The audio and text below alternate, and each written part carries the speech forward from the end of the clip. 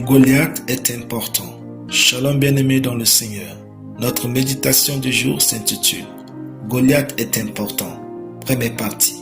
Nous tirons notre texte dans 1 Samuel 17,40 qui nous dit ceci.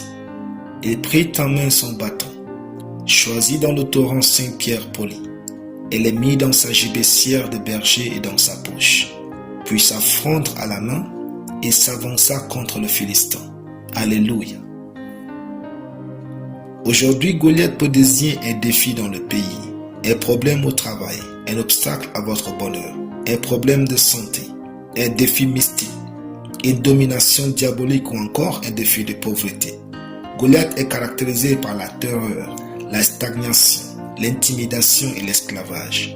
Chacun de nous a son Goliath quelque part. Dans le cours de la vie, nous rencontrons plusieurs types de Goliath et il faut être prêt à finir avec eux. C'est parce que David pensait ainsi qu'il avait pris 5 pierres pour Goliath et ses 4 frères géants. Cela nous enseigne qu'il n'y a que ceux qui sont déterminés à réussir qui vont avancer et réussir. Par conséquent, un des signes pour reconnaître quelqu'un qui ne va pas réussir, c'est sa capacité à trouver des excuses à son manque de progrès et d'excellence. Il faut arrêter de faire semblant que vous n'avez pas de défi. Ce semblant ne le ferait pas disparaître. Cherchez à affronter votre Goliath de toute votre force pour réussir. La victimisation et la facilité doivent mourir. Elles jettent un discrédit sur Dieu et sa puissance. Vous n'allez pas passer toute votre vie à vous plaindre comme Saül et sa troupe. Affrontez Goliath. Israël était dans sa terre promise et Goliath s'est présenté. Comme quoi, juste parce que c'est pour vous, cela ne signifie pas que vous n'aurez pas de défis ou de problèmes. Bannissez la culture de la victimisation et de la facilité dans votre vie et devenez quelqu'un qui marche et réussit avec Dieu.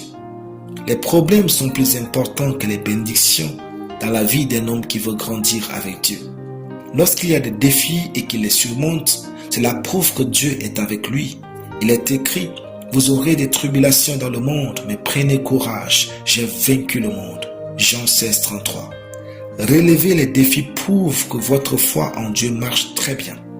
Le jour où vous n'avez plus d'adversité, demandez-vous si vous êtes encore avec Dieu. Parce qu'il est écrit, or tous ceux qui veulent vivre pieusement en Jésus-Christ seront persécutés. 2 Timothée 3,12. Les problèmes et les défis ne doivent pas vous intimider. Vous devez les trouver normaux, car ils sont incombustibles pour votre foi. Alléluia. Prions. Père Céleste, je te dis merci pour la force et la victoire sur tous les Goliaths de ma vie au nom de Jésus. Amen. La lecture biblique en une année, Jérémie 36 à Jérémie 40. Soyez bénis, c'était le pain du ciel.